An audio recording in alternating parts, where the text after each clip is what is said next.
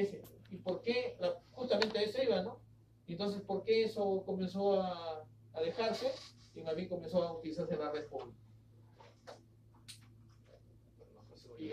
Y no lo hace ya un usuario común como nosotros, sino estas empresas que le digo, que han dejado la instalación de sus propias redes privadas para pasarlas a utilizar las redes públicas. ¿Por qué? Porque efectivamente, su compañero acaba de decir, una de las causas era ¿qué cosa? Que las redes públicas antes eran inseguras. Ahora, de alguna manera, son más seguras. Sobre todo, ¿con qué tipo de red? Con VPN. Con VPN. ¿Se dan cuenta? ¿No? Y nosotros como usuarios, ¿por qué utilizamos la Internet? Porque no tenemos la infraestructura. Entonces tenemos que conectarnos a través de un operador, de un proveedor de servicio, ¿no? Entonces, esa es la idea, ¿no? Y aún más todavía, ahora, ¿qué está pasando con las empresas? Las pequeñas, las medianas, las grandes empresas. Tienen su página web, tienen sus app, sus aplicaciones, entonces facilitan al usuario que todo, casi el servicio, se haga por Internet, ¿no? Desde una inscripción, desde un pago, ¿no? Etcétera, etcétera. Esa es la idea. Por eso, ¿qué es la Internet como visión de servicio? ¿Estamos? ¿Alguna pregunta hasta ahí? Miren, vayamos ahora un poquito, ya nos vamos acercando más a cómo ya está implementada una red, ¿no? Entonces, la red, miren, la implementación de una estructura de red tiene tres partes, podríamos decir, que se conectan.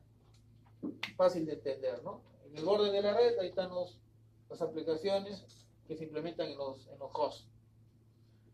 Luego, un equipo tiene que darle acceso, o sea, hay una red de acceso a través de un medio alámbrico o inalámbrico, un medio físico.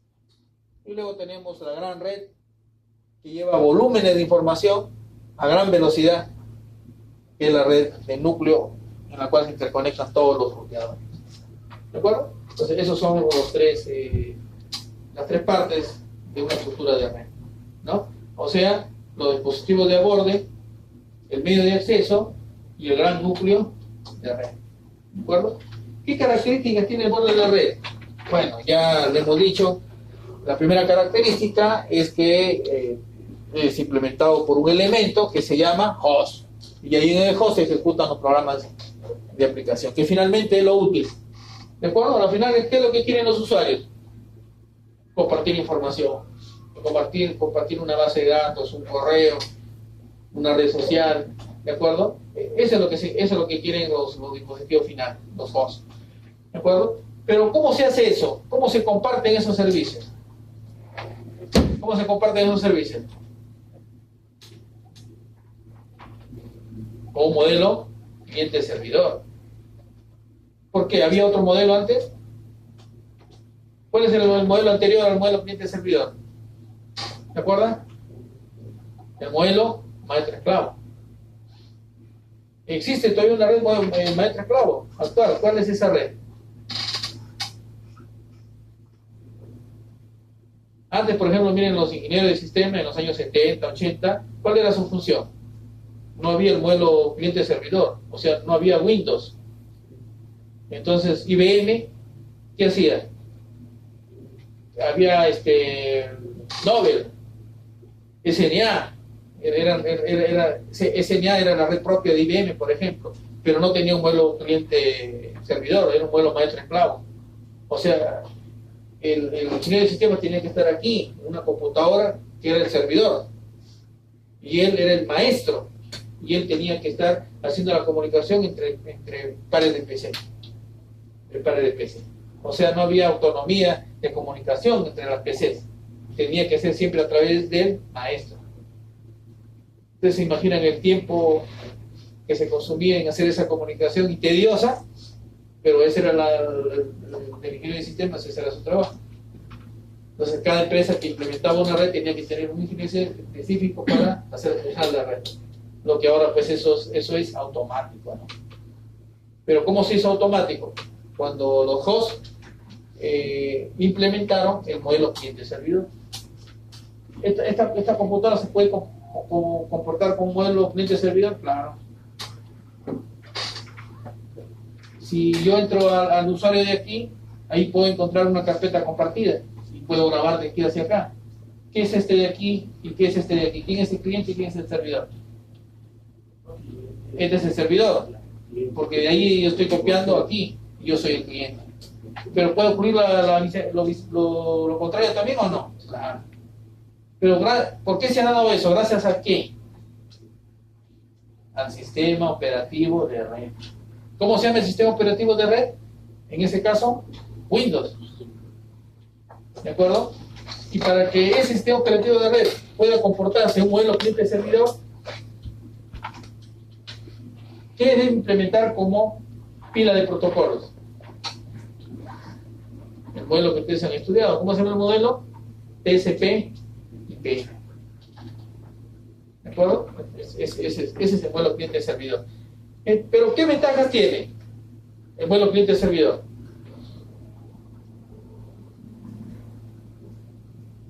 Que yo puedo centralizar los servicios. O sea, si aquí hubiesen, por ejemplo, el área de ingeniería y quisiera utilizar un software de dibujo, sería costoso yo instalar el software en cada PC. Entonces, ¿qué hago? Lo centralizo. Hay software que cuestan $12,000, $13,000, $15,000. Software para simular redes, por ejemplo. Y ese software, ustedes se imaginan si ese software lo instalo en cada PC, entonces sería 13 por 4, ¿cuánto costaría? Entonces, ¿qué se hace? Ese software se implementa en un servidor y todos los demás pueden usar el software. Pero claro, el aplicativo también se instala en las 4 computadoras. Pero ¿dónde está la potencialidad de procesamiento? Aquí en el servidor. Por eso los servidores tienen características especiales, ¿no? Entonces, esa es la idea. O sea, la idea de un modelo cliente-servidor, ¿qué cosa es? Compartir los recursos, pero que esos recursos estén centralizados para lograr una mejor gestión, una mejor administración. ¿Eso a qué conlleva? Optimizar también el recurso económico, ¿no? Y acá viene también otro dato importante, que si yo los servidores los tengo centralizados, ¿qué me va a permitir? Darle seguridad. Porque yo puedo implementar acá mi switch con solo puros servidores y delante del switch pongo yo un firewall y aquí los switches de usuarios. Cuando los usuarios quieren acceder a los servicios van a pasar por el firewall. Entonces también le doy a los servicios, ¿qué cosa? Seguridad. ¿De acuerdo? Pero algunos dirán, pero eso cuesta. Y si en mi casa, o sea, pues voy a comprar un servidor en mi casa, el servidor cuesta. Entonces, ¿cómo lo hago? Con un peer-to-peer. ¿De acuerdo? O sea, hay ciertos servicios que funcionan peer-to-peer. Cuando, por ejemplo, los juegos, por ejemplo. Esos juegos que de internet, por ejemplo, que juegan, ¿no? los jóvenes, ¿no? O los niños. Ellos, por ejemplo, juegan a través de un modelo peer-to-peer, por ejemplo, dedicado, ¿no? entre los usuarios, ¿no? Entonces son servicios que no son costosos, ¿no? Uso mínimo nulo de servidores dedicados, dicen, ¿no? El Skype, el BitTorrent, juegos también, ciertos juegos, ¿no? No todos, ¿no? Bueno, y el núcleo de red. El núcleo de red, que sabemos que básicamente ahí es donde vamos a estudiar nosotros cómo ese núcleo de red funciona, cómo se encaminan los paquetes en ese núcleo de red. Pero acá hay algo fundamental que dice aquí, la pregunta fundamental, ¿no? Disculpen, antes de eso, ¿cómo están interconectados los routers? ¿En qué topología? Una red LAN, ¿qué topología utiliza? Física, lógica, ¿qué topología utiliza? Algo básico, ¿ah? Estrella. ¿Qué topología es? Tipo estrella. ¿Y qué más? ¿Solo estrella? ¿Solo estrella?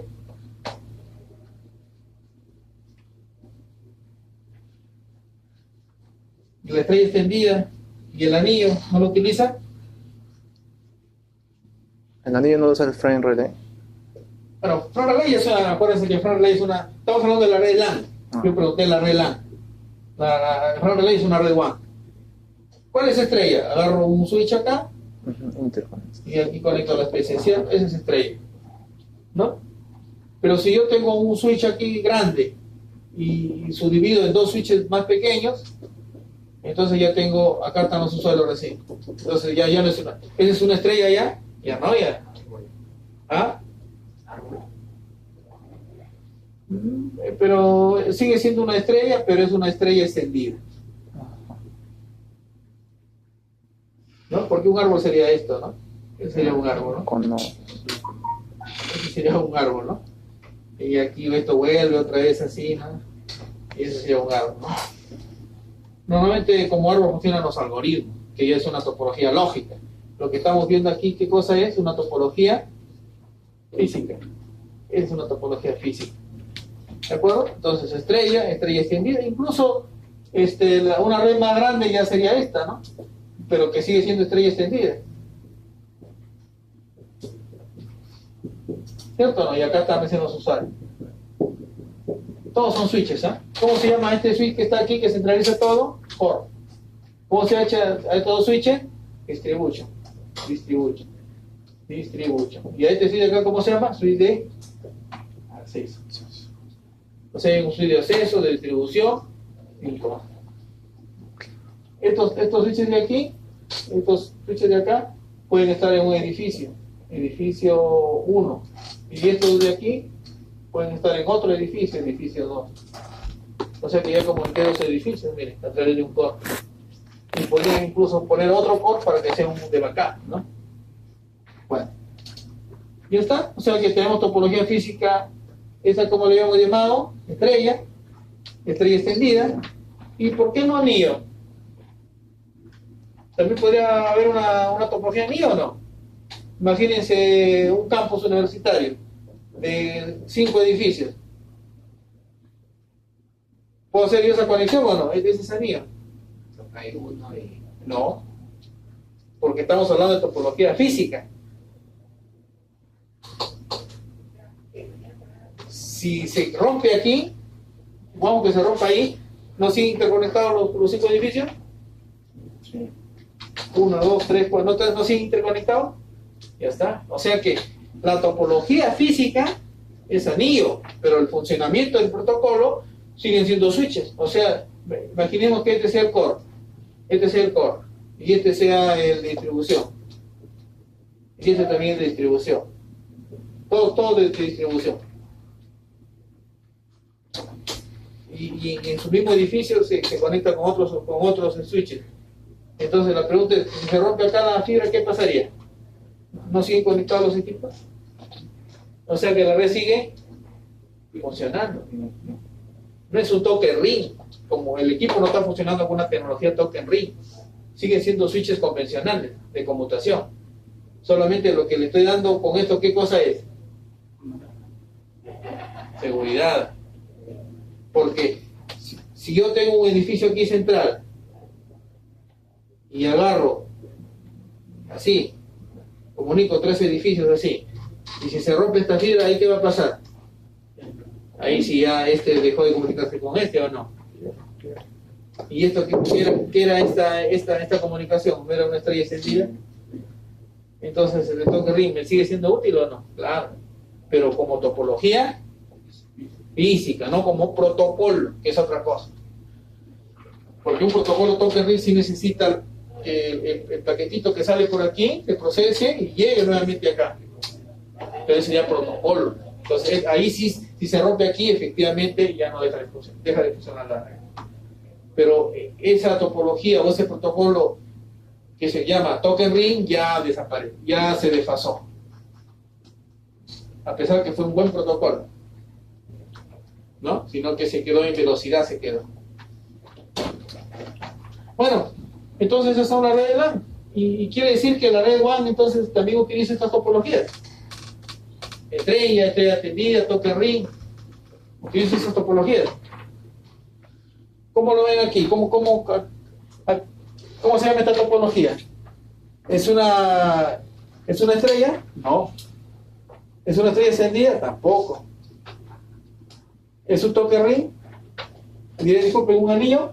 ¿Es un anillo? Este pues se llama topología anillo. Anillo. ¿Es un anillo? Un anillo desde aquí, pero acá hay otro anillo, ¿ve? Y acá hay otro, ¿ve? O sea, hay 3 anillos. Entonces, ¿cómo se le llama esta topología? Ahí lo dice. ¿Cómo se le llama? Malla. Es una malla parcial. Es una malla parcial, ¿no? La pregunta entonces, ¿cómo se transfieren los datos? Si yo digo que el camino que va a llegar, que se va a transmitir hasta aquí, sigue este camino, miren, digo yo, hago esto. Y luego digo, sigo este camino. Y en la otra comunicación sigo este camino. Y así, y siempre va a seguir ese camino. ¿Cómo se llama ese tipo de comunicación? Dedicado. ¿De acuerdo? ¿Se acuerdan que habíamos dicho yo conmutación de circuitos por hardware? Es dedicado. Y si es dedicado, quiere decir que es orientado a la conexión. Que siempre es orientado a la conexión. Siempre es orientado a la conexión. Orientado a la conexión. ¿No? Orientado a la conexión, ¿qué significa? Que siempre van a haber 3 fases en la comunicación, ¿no? Que va a haber una conexión física, ¿de acuerdo? Luego de la conexión física, ¿qué va a ocurrir? Una conexión lógica, ¿no? Una conexión lógica, y luego aquí va a haber el intercambio de... En realidad, sucede así, miren, en realidad la conexión física-lógica se da en la primera fase. O sea, conexión física-lógica. Sino que primero es lo físico y después la conexión lógica.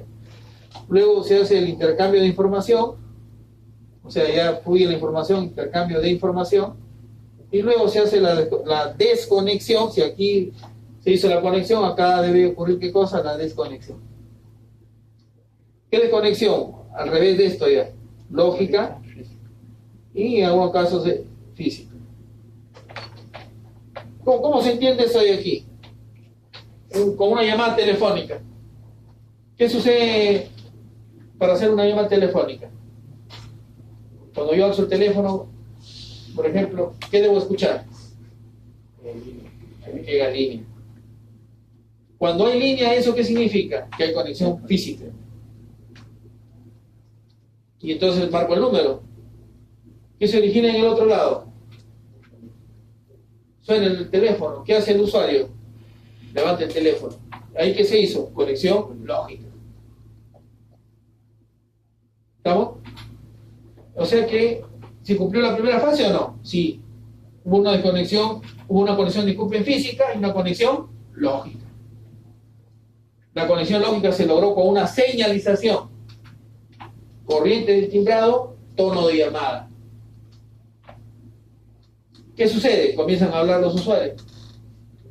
Ahí pasó a la segunda fase, intercambio de información. ¿Y qué sucede después? Entonces el que llama dice, ya me voy. ¿De acuerdo? ¿Qué sucede ahí? Una desconexión. ¿Cuál es la desconexión lógica que se da? ¿Cuándo se da la desconexión lógica? Cuando se tiene que liberar el circuito. Entonces, ¿qué debe ocurrir? Yo, el que hice la llamada, cuelgo y el otro cuelga también. Entonces, ahí no. Ahí solamente hubo una desconexión lógica, nada más. Porque liberé el circuito. Y si otro usuario me quiere llamar a yo que estuve hablando, entonces el otro usuario va a levantar su teléfono y va a ver líneas. Entonces ahí qué tal se está verificando con eso, una conexión física nuevamente. Y ya está. ¿Por qué, miren, era importante describir esto? Se supone que ustedes han estudiado qué significa un protocolo orientado a la conexión. ¿Qué cosa es un protocolo orientado a la conexión ahora? Ya saben, ¿no? Cuando siempre suceden en la comunicación las 3 fases. fase de conexión física-lógica, intercambio de información, desconexión lógica-física. El mejor ejemplo común que se puede explicar esto es con una llamada telefónica.